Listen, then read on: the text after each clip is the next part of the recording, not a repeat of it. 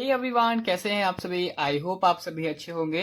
So friend, जैसा कि आप सभी जानते हैं, हम पढ़ रहे थे अपने बी एल फर्स्ट सेमेस्टर के सब्जेक्ट लॉ ऑफ टॉट को, और हम देख रहे थे अपना यूनिट 2 जिसका नाम है स्पेसिफिक टॉट पार्ट 1। और आज हम देखेंगे अपना सब यूनिट 2.3 जिसका नाम है ट्रेस पास एंड कन्वर्जन। यानी कि हम ट्रेस पास के बारे में जानेंगे और साथ ही साथ कन्वर्जन के बारे में जानेंगे। तो फ्रेंड्स, बता देते हैं, in this topic we will explore. आज के इस टॉपिक में हम क्या क्या पढ़ने वाले हैं, क्या क्या देखने वाले हैं। सो फ्रेंड्स, सबसे पहले हम देखेंगे what is meant by trespass to goods, यानी कि ट्रेस पास टू गुड्स का मतलब क्या होता है। साथ ही साथ हम इसके एसेंशियल एलिमेंट्स को देखेंगे, यानी कि इसके मुख्य तत्व क्या है। डिफेंसेस को जानेंगे, ठीक है, डिफेंसेस अवेलेबल क्या है इसके, यानी कि बचाव के उपाय क्या है ट्रेस पास के, इसको हम जानेंगे। डिटेंशन क्या होता है, साथ ही साथ डिटेंशन के एसेंशियल एलिमेंट्स क्या है, इसको हम जानेंगे। लियाबिलिटी क्या हुआ, यानी कि जिम्मेदारी क्या होती है, ये भी जानेंगे। साथ ही साथ what is means of conversion, conversion का अर्थ क्या होता है, कन्वर्जन क्या होता है, कन्वर्जन के एसेंशियल एलिमेंट्स क्या होते हैं। साथ ही साथ फ्रेंड, ट्रेस पास और कन्वर्जन के हम डिफरेंसेस को जानेंगे। ये भी बहुत इंपॉर्टेंट है, आपके एग्जाम में पूछा जा सकता है। और क्या हम देखेंगे फ्रेंड्स, हम देखेंगे वेरियस रेमेडीज के बारे में जानेंगे, ठीक है। साथ ही साथ फ्रेंड, हम रेमेडीज एंड डिफेंसेस इन टॉट ऑफ कन्वर्जन को जानेंगे। इसी के साथ साथ फ्रेंड, हम defences to an action for conversion जानेंगे। साथ ही साथ फ्रेंड, जानेंगे ट्रेस पास टू लैंड क्या होता है, इसकी डेफिनेशन को जानेंगे, इसके एग्जाम्पल्स को जानेंगे, जिससे आपको इसके बारे में बहुत ही अच्छे से समझ में आ जाएगा। साथ ही साथ friend, trespass to land के रेमेडीज क्या है, इसको भी हम जानेंगे। फिर फ्रेंड, हम जानेंगे what are various type of trespass, trespass के कितने टाइप्स होते हैं, 4 टाइप्स होते हैं, उसको हम जानेंगे। एंड हाउ ट्रेस पास में बी कमिटेड, ट्रेस पास किस तरह से कमिटेड होते हैं, इसको भी हम जानेंगे। और लास्ट हम जानेंगे what do you understand by trespass ab initio, trespass by ab initio का मतलब क्या हुआ, इसको भी हम बहुत ही अच्छे समझने वाले हैं। आज का जो लेक्चर होने वाला है काफी लेंदी होने वाला है। मैं आप सभी से गुजारिश करूंगा कि आप इस वीडियो को पूरा देखिएगा, इस लेक्चर को पूरा देखिएगा, जिससे आपको ट्रेस पास एंड कन्वर्जन के बारे में बहुत ही अच्छे समझ में आ जाएगा। तो चलिए शुरू करते हैं आज के इस लेक्चर को। सो फ्रेंड्स, शुरू करते हैं अपने पहले टॉपिक से, जो है trespass to goods. Trespass to goods का मतलब क्या हुआ, मीनिंग हमारा कह रहा है friend, trespass to goods means any direct and lawful interference with the position of goods of another person. It is a wrong against the position of movable property, not ownership. If a person intentionally or negligently deals with goods in a way that disturbs the possession of another, it amount to trespass to goods. मतलब friends क्या कहना चाहता है, trespass to goods का मतलब होता है कि किसी दूसरे के मूवेबल गुड्स को, आप अगर किसी के मूवेबल गुड्स जैसे कि मोबाइल हो गया, बाइक हो गया, बुक हो गया, बैग हो गया, आप उनके सामान को छूते हैं बिना उनके कंसेंट के, आप उनको छूते हैं, उनको डैमेज करते हैं, उनको मूव करते हैं, तो फ्रेंड्स वो होता है ट्रेस पास टू गुड्स। यानी कि सिंपल वर्ड्स में बोले तो, जब कोई किसी के सामान को टच करे, मूव करे या डैमेज करे बिना उसके कंसेंट के, तो फ्रेंड्स वो होता है trespass to goods. Example देखते हैं, एग्जाम्पल से आपको ट्रेस पास टू गुड्स के बारे में समझ में आ जाएगा। If A snatches B phone or even touches it without permission, it is trespass to goods. यानी कि फ्रेंड्स, मान लीजिए एक व्यक्ति है ए और एक व्यक्ति है बी। ए ने बी का मोबाइल बिना पूछे उठाया और उससे वो गिर जाता है, तो फ्रेंड देखा जाए तो ए ने बिना उसके परमिशन के, बिना उसके कंसेंट के उसका फोन छुआ है, तो वो हो जाता है ट्रेस पास टू गुड्स। तो ठीक है, यही एग्जांपल होता है हमारा ट्रेस पास टू गुड्स का। आइए आगे बात करते हैं essential elements of trespass to goods, यानी कि वो क्या मुख्य तत्व है जिससे हम कह सकते हैं कि हाँ, यहाँ पर ट्रेस पास टू गुड्स हुआ है। पहला होता है पोसेशन ऑफ गुड्स। देखिए, पोसेशन ऑफ गुड्स का मतलब हुआ क्या, कब्जा होना, कब्जा करना, तो वो होता है पोसेशन। क्या कह रहा है, the plaintiff must be in lawful possession of the goods at the time of interference. Ownership is not necessary even a person in temporary possession like a borrower or bailee can sue. यानी कि एक होता है plaintiff, plaintiff यानी कि हम कह सकते हैं कि वो व्यक्ति जिसका सामान होता है, ठीक है। अब प्लेंटिफ के पास लॉफुल पोसेशन होना चाहिए, ठीक है, ये एसेंशियल एलिमेंट है। साथ ही साथ देखिए, ओनरशिप जरूरी नहीं है, ठीक है, अगर सामान किसी ने बोरो किया है तो वो भी केस कर सकता है। दूसरा हमारा है डायरेक्ट इंटरफेरेंस। डायरेक्ट इंटरफेरेंस का मतलब होता है सीधा दखल देना, ठीक है, किसी के सामान में दखल देना सीधा, ठीक है। कह रहा है the act of defendant must directly affect the goods, for example taking away, damaging, moving और डिस्ट्रॉइंग गुड्स। यानी कि डिफेंडेंट का एक्ट डायरेक्टली गुड्स पर इफेक्ट करे, ठीक है। यानी कि एसेंशियल एलिमेंट्स क्या है, कब ट्रेस पास टू गुड्स होगा? जब डिफेंडेंट क्या करे, प्लेंटिफ के गुड्स पर इफेक्ट करे। यानी कि अगर डिफेंडेंट ने प्लेंटिफ के गुड्स को उठा लिया हो, सामान उठा लिया हो, टच कर दिया, तोड़ दिया या मूव कर दिया, तो ये हो जाते हैं उसके मुख्य तत्व। ठीक है, ऐसे में वो उस पर केस कर सकता है, प्लेंटिफ डिफेंडेंट पर केस कर सकता है। तीसरा होता है without lawful justification. Without lawful justification का मतलब होता है बिना कानूनी जस्टिफिकेशन के। ठीक है, बिना कानूनी जस्टिफिकेशन के क्या है, the interference must be unlawful. यानी कि अगर एक्ट बिना किसी लीगल राइट के हुआ हो तभी ट्रेसपास माना जाएगा। दूसरा है if it is done with legal authority और permission it is not trespass. अगर एक्ट लॉ के अंदर हुआ होगा तो वो ट्रेसपास नहीं होगा। मान लीजिए एक व्यक्ति है, उस व्यक्ति के खिलाफ वारंट निकला हो। अब पुलिस के पास क्या है, पुलिस के पास ये राइट है कि वो उस व्यक्ति के घर में जा सकता है, उसे गिरफ्तार कर सकता है। यहां पर ट्रेसपास नहीं लगेगा क्योंकि क्या है, पहले से ही कंसेंट मिल चुकी है कि उस व्यक्ति को गिरफ्तार करना है। तो यहां पर पुलिस के ऊपर एक्शन नहीं होगा, उस पर ट्रेसपास नहीं लगाया जाएगा। कि ऐसा नहीं होगा कि आप हमारे यहां बिना हमारे कंसेंट के आपने एंट्री कर लिया। पुलिस एक्शन, अगर वारंट निकल जाता है तो पुलिस एक्शन ले सकती है, वो ट्रेसपास कर सकती है, तो जबरन घर में घुस सकती है, उस पर कोई केस नहीं बनेगा। ठीक है, अगर वारंट निकला होगा। अब हम बात करते हैं defences available in action for trespass. यानी कि बचाव के उपाय क्या हैं। ट्रेसपास टू गुड्स अगर हो जाएगा तो उसके बचाव के उपाय क्या हैं, किन कारणों से हम बच सकते हैं। पहला है फ्रेंड प्रिस्क्रिप्शन। प्रिस्क्रिप्शन का मतलब होता है पुरानी आदत। क्या कह रहा है, if the defendant has acquired a right by long uses और custom to interfere with goods it can be a valid defence. यानी कि अगर डिफेंडेंट के पास लॉन्ग यूजेस या कोई राइट मिल गया हो तो वो डिफेंस ले सकता है। दूसरा है leave and licence. Leave and licence का मतलब होता है इजाजत। ठीक है, इफ द ओनर और पोसेसर ऑफ गुड्स हैज कंसेंट और permitted the defendant acts it is not trespass. यानी कि अगर प्लेंटिफ ने पहले से ही डिफेंडेंट को परमिशन दे दी है तो उस पर ट्रेसपास नहीं होगा। ये इसका एक डिफेंसेस हो गया। ठीक है, अगर मैंने किसी को पहले से परमिशन दे दी है कि तुम मेरे घर में आ सकते हो, या अगर मैंने किसी व्यक्ति को परमिशन दे दी है कि तुम मेरे इस सामान को छू सकते हो, तो उस पर वो ट्रेसपास नहीं लगेगा, क्योंकि यहां पर मैंने कंसेंट दे दिया है, यहां पर मैंने उसको परमिशन दे दी है, तो ऐसे में ट्रेसपास टू गुड्स नहीं लगेगा। तीसरा होता है authority of law.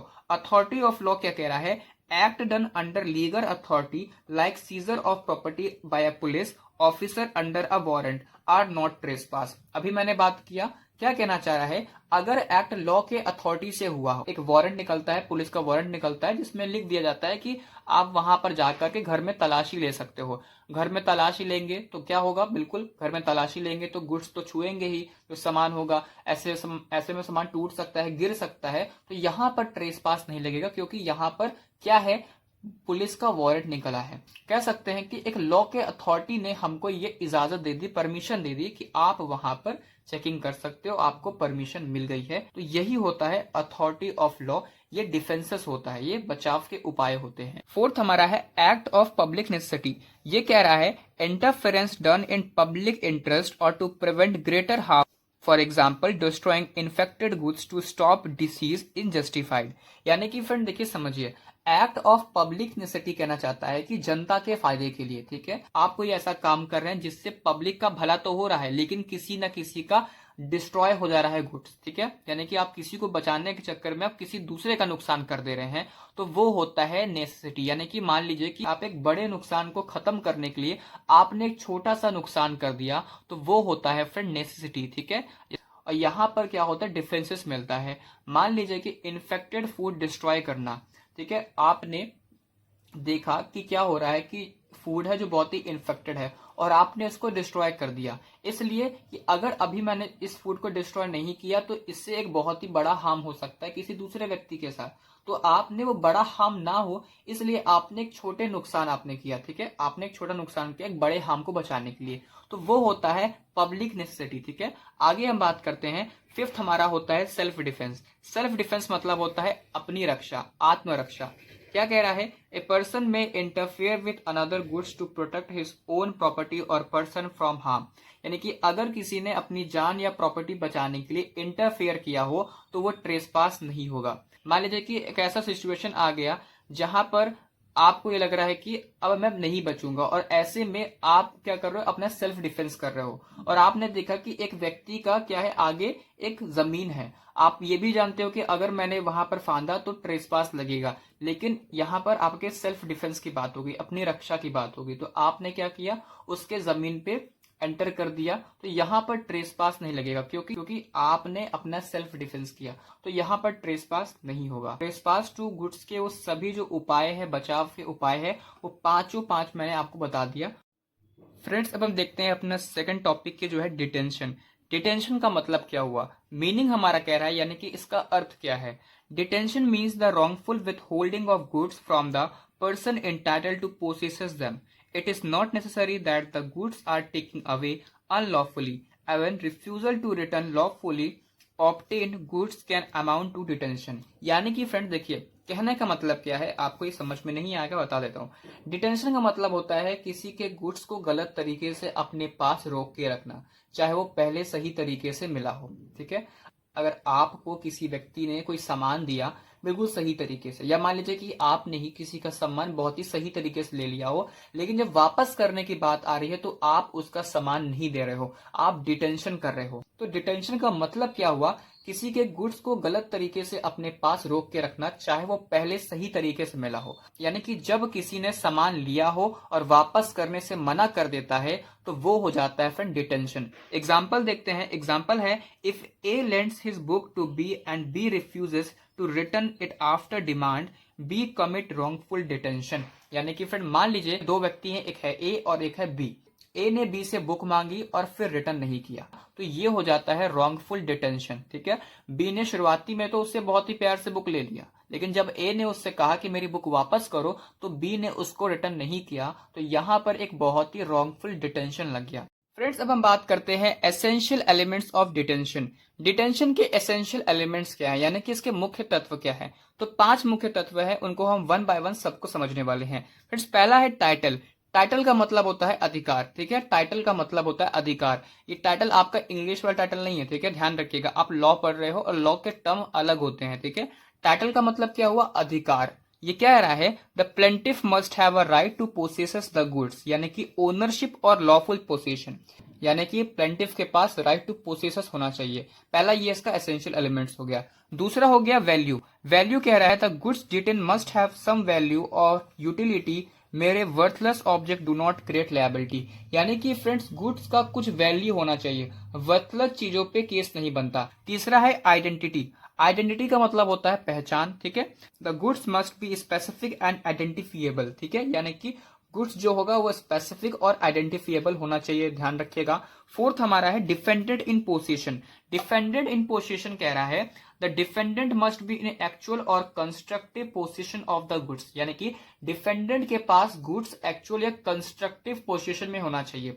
And last है mode of action. Mode of action का मतलब होता है the usual legal action for detention in action for detinue demanding return of goods और कंपनसेशन, यानी कि लीगल एक्शन को डिटेन्यू बोलते हैं। प्लेंटिव गुड्स वापस मांग सकता है या उनके वैल्यू ले सकता है। ठीक है, ध्यान रखिएगा, ये हमारे एसेंशियल एलिमेंट्स होते हैं डिटेंशन के। ठीक है फ्रेंड्स, अब हम बात करते हैं लियाबिलिटी इन डिटेंशन।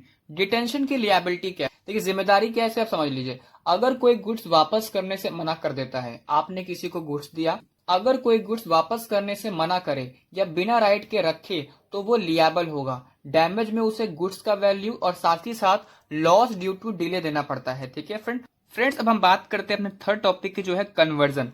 कन्वर्जन क्या होता है, इसका मीनिंग क्या होता है, देखिए समझ लेते हैं। मीनिंग हमारा कह रहा है conversion is a wrongful act of dominion और control over another goods that is inconsistent with the owner's right. It is an intentional dealing with goods in a way that deny or destroy the owner's title। ठीक है, meaning हमारा friends कहना चाहता है conversion का मतलब होता है किसी के गुड्स पर रॉन्गफुल ओनरशिप जताना या उन्हें ऐसा यूज करना जैसे अपना हो। जैसे मान लीजिए मेरे पास ये ईयरबड है। ठीक है, ये ईयरबड है और क्या हुआ कि एक व्यक्ति ने मेरे इस ईयरबड को ले लिया और वो क्या कर रहा है, वो ऐसा जता रहा है कि वो सामान तो मेरा हो गया। देखा जाए ये है तो मेरा, उसने क्या किया, मेरा ये सामान जो है उसने ले लिया और वो दे नहीं रहा है, और वो ऐसा सोच रहा है कि ये जो सामान है वो उसका है। ठीक है फ्रेंड, तो वो होता है कन्वर्जन। ठीक है, एग्जाम्पल है, if A sells B laptop without B permission, A has committed conversion. A ने बी का लैपटॉप चुरा के बेच दिया किसी और को, तो ये हो जाता है कन्वर्जन। देखा जाए तो सामान किसका था, बी का था, ए ने बी का लैपटॉप चुरा करके बेच दिया, तो वो हो जाता है कन्वर्जन। आगे हम बात करते हैं फ्रेंड, एसेंशियल एलिमेंट्स क्या है। ठीक है, कि कन्वर्जन के एसेंशियल एलिमेंट्स क्या, मुख्य तत्व क्या है, वो क्या मुख्य तत्व है जिससे हम कह सकते हैं कि हाँ कन्वर्जन हुआ है। पहला हमारा फ्रेंड्स होता है पोसेशन। पोसेशन कह रहा है the defendant must have possession और control of goods belonging to another, यानी कि डिफेंडेंट के पास गुड्स का पोसेशन या कंट्रोल होना चाहिए, ये पहला है। दूसरा है डेप्रीवेशन ऑफ प्लेंटिव पोसेशन और राइट्स। ये कह रहा है the defendant act must deprive the owner of use और कंट्रोल ऑफ द गुड्स, यानी कि प्लेंटिव को उसके गुड्स से यूज या कंट्रोल का राइट छीनना। तीसरा होता है इनकंसिस्टेंट यूज। इनकंसिस्टेंट यूज का मतलब होता है विपरीत उपयोग। ठीक है, आप किसी के सामान का विपरीत उपयोग कर रहे हो तो वो हो जाता है इनकंसिस्टेंट यूज।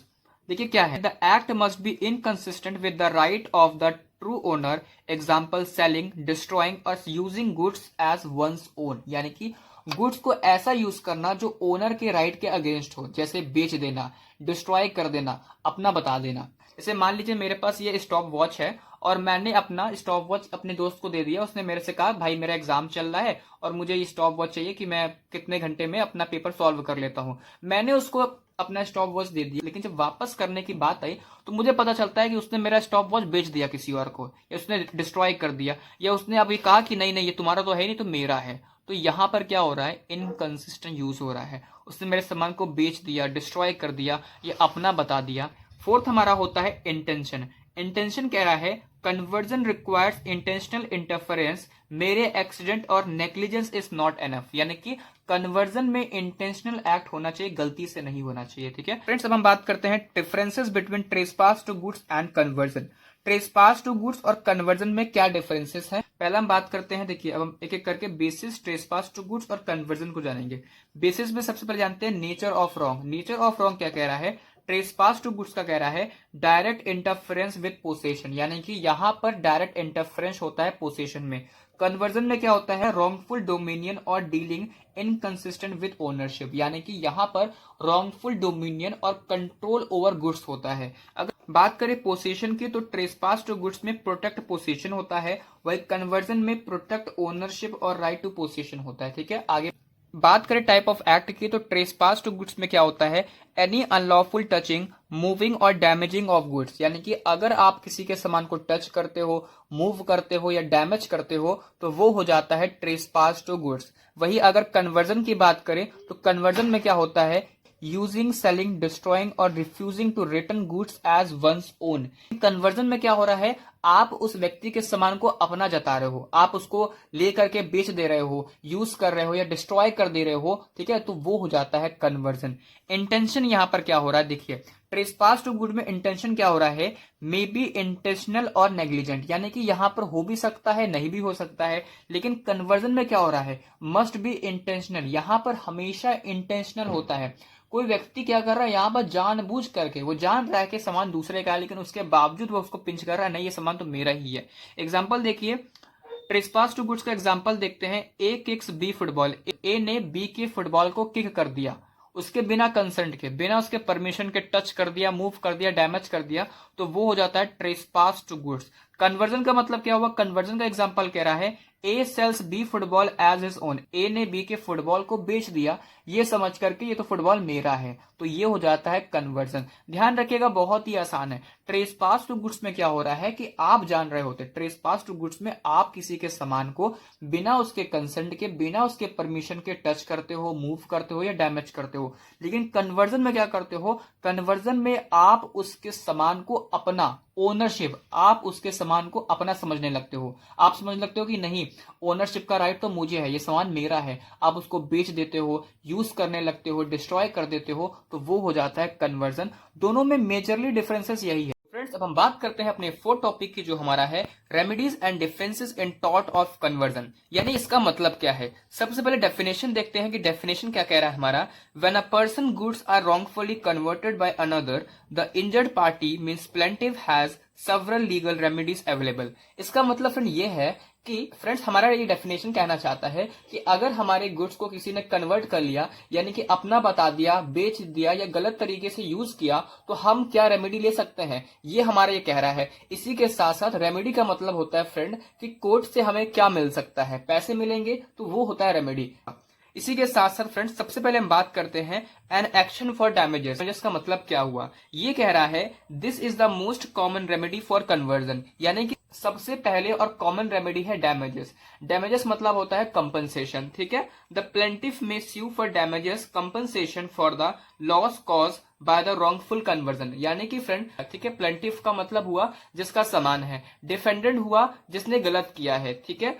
तो फ्रेंड प्लेंटिफ डिफेंडेंट से गुड्स के वैल्यू के बराबर पैसे मांग सकता है। इसी के साथ साथ फ्रेंड्स आगे बात करते हैं। The measure of damage is generally the market value of the goods at the time and place of conversion, यानी कि फ्रेंड जो आपको डिफेंडेंट पैसे देगा प्लेंटिफ को, वो कैसे कैलकुलेट होंगे, मार्केट के हिसाब से, यानी कि डैमेज कैलकुलेट होते हैं कन्वर्जन के टाइम के मार्केट वैल्यू के हिसाब से। यानी कि अगर प्लेंटिफ का सामान 40,000 रुपए का है, तो उस टाइम देखा जाएगा कि जो डिफेंडेंट ने उसके सामान को खराब किया है, वो प्रेजेंट टाइम उसका मार्केट वैल्यू क्या है, उसके हिसाब से उसको पैसे मिलेंगे। इसी के साथ साथ if the goods have been sold the plaintiff may claim the value plus any additional loss suffered, यानी कि इसी के साथ साथ फ्रेंड उसे एडिशनल लॉस के पैसे मिलेंगे। अगर उसका कुछ एडिशनल लॉस हुआ होगा तो उसके भी पैसे उसे मिलेंगे। एग्जाम्पल देखते हैं। If A sells B laptop without permission, B can sue A for the value for the laptop is damaged। मान लीजिए कि B के लैपटॉप के जो प्राइस था वो था 40,000 रुपए,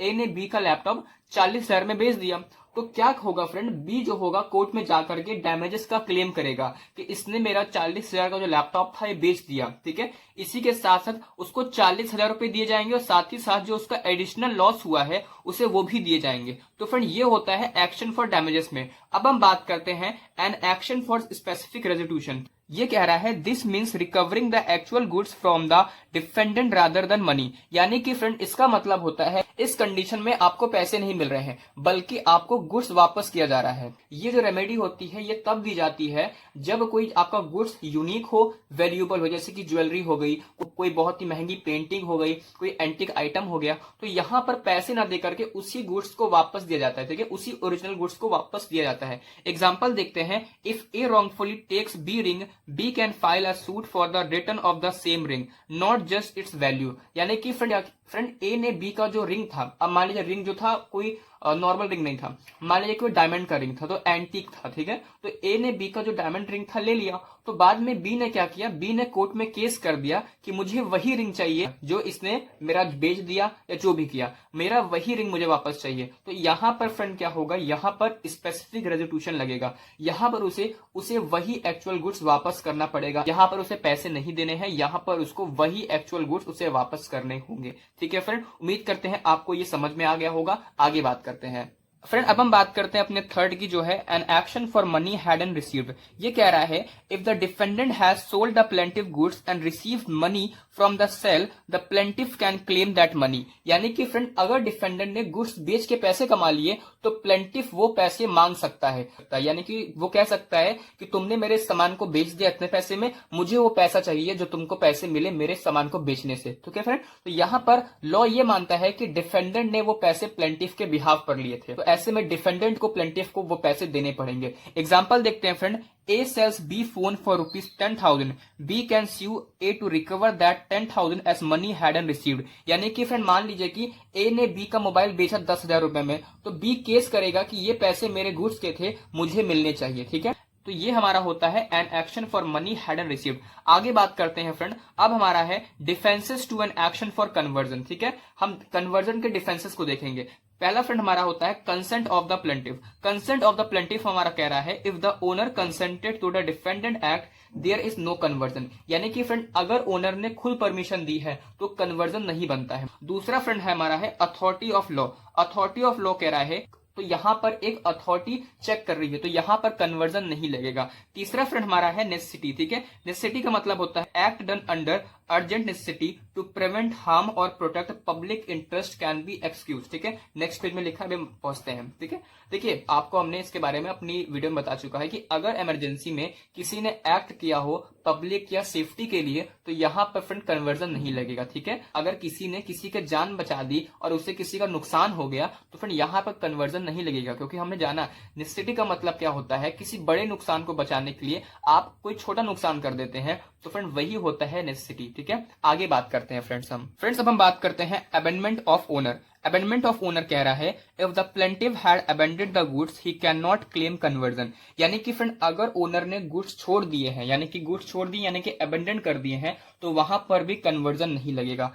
फिर फ्रेंड्स हमारा है लैक ऑफ ओनरशिप और टाइटल, यानी if the plaintiff has no title और right to possession he can not sue for conversion, यानी कि फ्रेंड्स अगर प्लेंटिव का गुड्स पे राइट ही नहीं है तो वो केस नहीं कर सकता, ठीक है। अगर गुड्स है ही नहीं प्लेंटिव का, तो वो केस किस बात पे करेगा, तो यहाँ पर उसका राइट ही नहीं है, तो यहाँ पर केस भी नहीं होगा, ठीक है फ्रेंड। उम्मीद करते हैं आपको ये समझ में आया होगा। आगे बात करते हैं फ्रेंड, अब हम बात करते हैं, हमारा फिफ्थ टॉपिक है ट्रेसपास टू लैंड। ट्रेसपास आपके लिए कोई नया वर्ड तो होगा नहीं, मैंने आपको ऑलरेडी बताया कि ट्रेसपास का मतलब क्या हुआ, बस यहां पर लैंड भी जोड़ दिया गया, ट्रेसपास टू लैंड। देखिए मीनिंग हमारा क्या रहा है, trespass to land means unlawful and intentional interference with another person possession of land. It is an invasion of one's exclusive right to possess and enjoy immovable property। यानी कि friend trespass to land का मतलब होता है बिना permission किसी के land में घुसना, वहां रुकना या कोई चीज रख लेना फ्रेंड, ठीक है। यानी किसी के प्रॉपर्टी राइट्स में डायरेक्ट दखल देना। अगर आप किसी के प्रॉपर्टी राइट में दखल देते हैं, बिना परमिशन के घुस जाते हैं, वहां रुकते हैं या उसके सामान को छूते हैं फ्रेंड, तो वो लग जाता है वहां पर ट्रेसपास टू लैंड, ठीक है फ्रेंड। अब हम बात करते हैं अकॉर्डिंग टू विनफील्ड। विनफील्ड एक स्कॉलर निकल के आए जिन्होंने टॉट के बारे में बहुत सारी चीजें बताई। इनकी एक डेफिनेशन देखते हैं जो इन्होंने ट्रेसपास टू लैंड के बारे में कहा। इन्होंने कहा trespass to land consist in the unjustifiable interference with the possession of land. In simple term, if anyone remains or place anything or another land without permission or lawful justification, it is trespass। यानी कि friend जब कोई इंसान बिना legal justification के किसी के जमीन पर इंटर या इंटरफेयर करता है, तो वहां पर ट्रेसपास टू लैंड लगता है। अब ट्रेसपास टू लैंड के एग्जांपल्स क्या होते हैं फ्रेंड, उसको भी हम जान लेते हैं। एग्जांपल से आपको ट्रेसपास टू लैंड के बारे में समझ में आ जाएगा। फ्रेंड पहला हमारा एग्जांपल है entering someone's private property without consent. यानी कि फ्रेंड अगर आप किसी की प्राइवेट प्रॉपर्टी में बिना कंसेंट के, बिना परमिशन के घुस जाते हैं, तो वहां पर आपका ट्रेसपास टू लैंड लगेगा। दूसरा है थ्रोइंग गार्बेज और ऑब्जेक्ट ऑन अनदर लैंड। अगर आप किसी दूसरे की जमीन पे वहां कूड़ा फेंकते हैं, कोई ऑब्जेक्ट फेंकते हैं, तब भी फ्रेंड वहां पर ट्रेसपास टू लैंड लगेगा। इसी के साथ साथ फ्रेंड आखिरी हमारा एग्जाम्पल है अलाउइंग एनिमल टू ग्रेज और रोम ऑन अनदर प्रॉपर्टी। मान लीजिए फ्रेंड आपके पास कैटल है, आपके पास गाय भैंस है और आपने अपने गाय भैंस को किसी दूसरे के लैंड में छोड़ दिया, आप ग्रेस करो। अब फ्रेंड देखा जाए तो आपने तो छोड़ दिया, लेकिन लॉफुली देखा जाए तो वो जमीन है किसी और की, वो चाहे तो आप पर ट्रेसपास टू लैंड का केस कर सकता है, क्योंकि तुमने मेरे लैंड में अपने कैटल्स को एंटर करवा दिया। तो फ्रेंड यहां पर भी ट्रेसपास टू लैंड लग जाएगा, ठीक है, ध्यान रखिएगा, ठीक है फ्रेंड। ये भी एक अच्छा एग्जाम्पल हो गया, बहुत ही ईजी है ट्रेसपास टू लैंड, ठीक है फ्रेंड। आगे हम बात करते हैं friend remedies for trespass to land. यानी कि ट्रेसपास टू लैंड अगर लग जाता है तो इसके रेमेडीज क्या है फ्रेंड। पहला हमारा होता है action for damages. Action for damages हमारा कहता है the injured party can claim monetary compensation for loss और इंजर्ड कॉस्ट। यानी कि फ्रेंड अगर कोई लॉस या डैमेज हुआ हो तो लैंड ओनर डैमेज क्लेम कर सकता है। दूसरा है action for injunction. Action for injunction कह रहा है the plaintiff may ask the court for an injunction to prevent continuing or future trespass. यानी कि यहां पर कोर्ट से ऑर्डर लिया जा सकता है कि ट्रेसपासर फ्यूचर में दोबारा ना आए। इसी के साथ साथ थर्ड हमारा है action for recovery of land, ठीक है, जिसको हम इंजेक्टमेंट कहते हैं। ये कह रहा है if someone unlawfully occupy the land the rightful owner can sue to recover possession. मान लीजिए किसी व्यक्ति ने किसी के लैंड को इलीगली ऑक्युपाई कर लिया है और वो उस जमीन को छोड़ना ही नहीं चाह रहा है, तो ओनर उसके अगेंस्ट इंजेक्टमेंट का केस फाइल कर सकता है। होता है ना कि जबरन लोग कब्जा कर लेते हैं, ठीक है, तो वही हुआ इंजेक्टमेंट। लास्ट हमारा है डिस्ट्रेस डैमेज फीजेंट। ये कह रहा है द लैंड ओनर में डिटेन द ट्रेसपासिंग एनिमल और object until compensation for damage is paid। यानी अगर किसी के एनिमल्स ट्रेसपास करके डैमेज करते हैं तो ओनर उन्हें डिटेन कर सकता है जब तक कंपनसेशन ना मिले। ठीक है फ्रेंड, तो ये होता है डिस्ट्रेस डैमेज फीजेंट। उम्मीद करते हैं आपको ट्रेसपास टू लैंड के रेमेडीज के बारे में समझ आ गया होगा। आगे बात करते हैं फ्रेंड हम टाइप्स ऑफ ट्रेसपास की। फ्रेंड्स अब हम बात करते हैं अपने 6 टॉपिक के, जो हमारा है टाइप्स ऑफ ट्रेसपास, यानी ट्रेसपास कितने टाइप्स के होते हैं।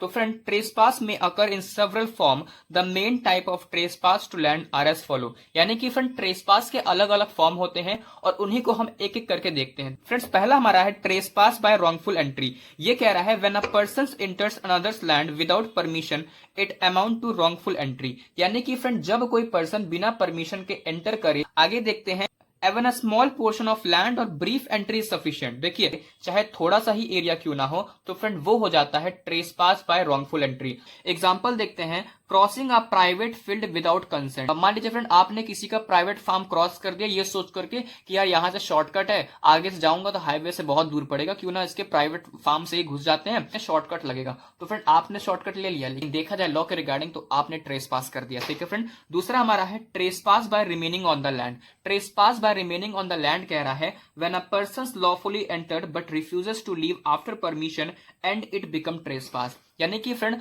जब कोई शुरू में परमिशन से आए लेकिन परमिशन खत्म होने के बाद वहीं रुक जाए तो ये ट्रेसपास होता है। मान लीजिए एक guest refuses to leave a house after being asked, this is trespass by remaining. मान लीजिए फ्रेंड आपके घर में कोई गेस्ट आया आपके परमिशन से, ठीक है, बिना परमिशन के तो एंट्री करेगा नहीं। अब आपके घर में उसने परमिशन से एंट्री तो कर लिया लेकिन अब वो आपके घर से जा ही नहीं रहा है। ठीक है फ्रेंड, तो यहां पर trespass by remaining on land लगता है। काफी बार ऐसा होता है लोगों के साथ। ठीक है, आगे बात करते हैं। फ्रेंड्स सी हमारा है trespass by placing thing on the land. ये कह रहा है when a person places or throw object on another property without permission. ठीक है फ्रेंड, यानी कि जब कोई अपना सामान या वेस्ट दूसरे के लैंड पर रख देता है या डाल देता है बिना उसके परमिशन के, तो फ्रेंड वो हो जाता है trespass by placing things on land. Example देखते हैं, dumping construction material, throwing waste और hanging signboard on another wall. ठीक है, मान लीजिए कि आपने किसी और के घर में कंस्ट्रक्शन मटेरियल को डंप कर दिया, इसी के साथ साथ मान लीजिए कि आपने किसी घर में कचरा फेंक दिया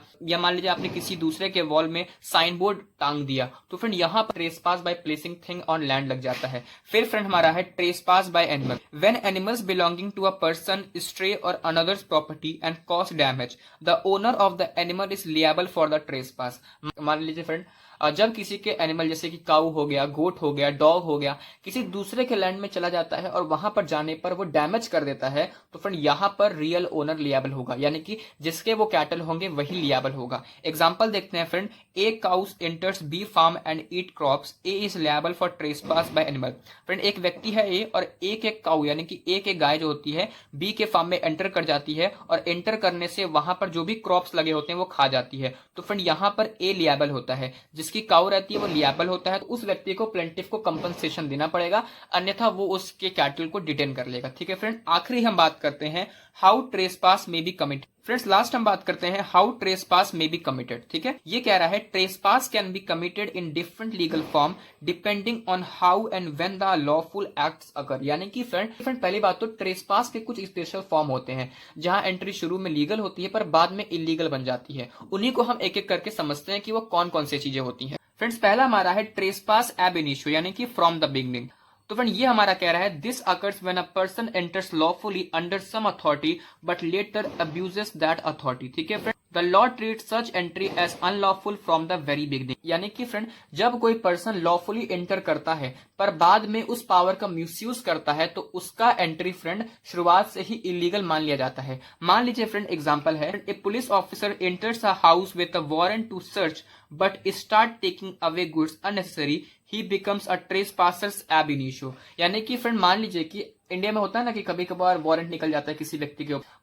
अब मान लीजिए कि पुलिस सर्च वारंट लेके घर में घुस आती है लेकिन बाद में अननेसेसरी आपका सामान ले जाती है, तो फ्रेंड वहां पर ट्रेसपास अब इनिशियो लग जाता है। लॉ मान लेती है कि आपने स्टार्टिंग से ही मिसयूज का सोचा था। ठीक है, तो यहां पर ट्रेसपास एब इनिशियो लग जाता है। ठीक है फ्रेंड, आगे हम बात करते हैं। दूसरा हमारा है trespass by abuse of licence. ये कह रहा है A licence means permission to enter और use land, if a person uses that licence for unlawful purpose it becomes trespass. Friends licence का मतलब होता है परमिशन। इंडिया में होता है ना कि गन का लाइसेंस मिलता है, यानी कि आपको परमिशन दे दी जाती है कि ठीक है आप गन रख सकते हो। ये कहना क्या चाहता है कि अगर कोई पर्सन दी हुई परमिशन का मिसयूज करता है तो वो ट्रेसपास कहलाता है। ठीक है फ्रेंड, एग्जांपल देखते हैं।